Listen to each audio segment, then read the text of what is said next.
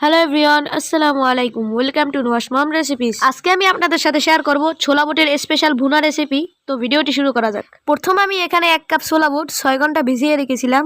6 ঘন্টা পরে প্রেসার কুকারে 3টা সিটি দিয়ে ডালটা সেদ্ধ করে নিয়েছি। ছোলার ডাল রান্না করতে যে উপকরণগুলো লাগবে: কাঁচামরিচ, ধনিয়া পাতা, পেঁয়াজ কুচি, একটা সেদ্ধ আলু, গরম মশলা, পেঁয়াজ বাটা, আদা বাটা, জিরা বাটা। তো চলে গেলাম মূল রান্নায়। প্রথমে আমি চুলায় একটা কড়াই বসিয়ে নিলাম। কড়াইটা গরম হলে এখানে আমি দিয়ে দিব 2 টেবিল চামচ রান্নার তেল। তেলটা গরম হলে এখানে আমি গরম মশলাগুলো দিয়ে দিব।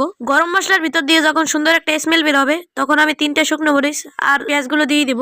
এবার পেঁয়াজটা যখন নরম হয়ে আসবে তখন আমি এখানে দিয়ে দিব 1 চা চামচ রসুন বাটা, 1 চা চামচ জিরা বাটা, 1 চা চামচ আদা বাটা। এরপর নেড়ে চেড়ে সামান্য একটু পানি দিয়ে দিব। এরপর এখানে দিয়ে দিব 1 চা চামচ হলুদের গুঁড়া, 1 চা চামচ মরিচের গুঁড়া, হাফ চা চামচ লবণ। লবণটা একটু কমিয়ে দিয়েছি কারণ আমি বুট সেদ্ধ করার সময় লবণ দিয়েছিলাম।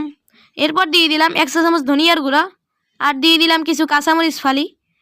এবার মশলাটাকে খুব ভালোভাবে নেড়েচেড়ে কষিয়ে নিব। কষানো হয়ে গেলে ছোলা বুটগুলো দিয়ে দিব। এবার মশলার সাথে ছোলা বুটগুলোকে খুব ভালোভাবে কষিয়ে নিব। কষানো হয়ে গেলে 1 কাপের মতো পানি দিয়ে দিব।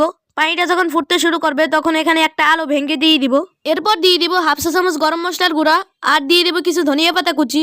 এবার খুব ভালোভাবে নেড়েচেড়ে উঠিয়ে নিলেই রান্নাটা রেডি। দেখতেই পাচ্ছেন কতটা পারফেক্ট হয়েছে। ভিডিওটি ভালো লাগলে লাইক এন্ড সাবস্ক্রাইব করবেন। ফেসবুক থেকে দেখলে ফলো দিবেন। সবাই ভালো থাকবেন, সুস্থ থাকবেন। আল্লাহ হাফেজ।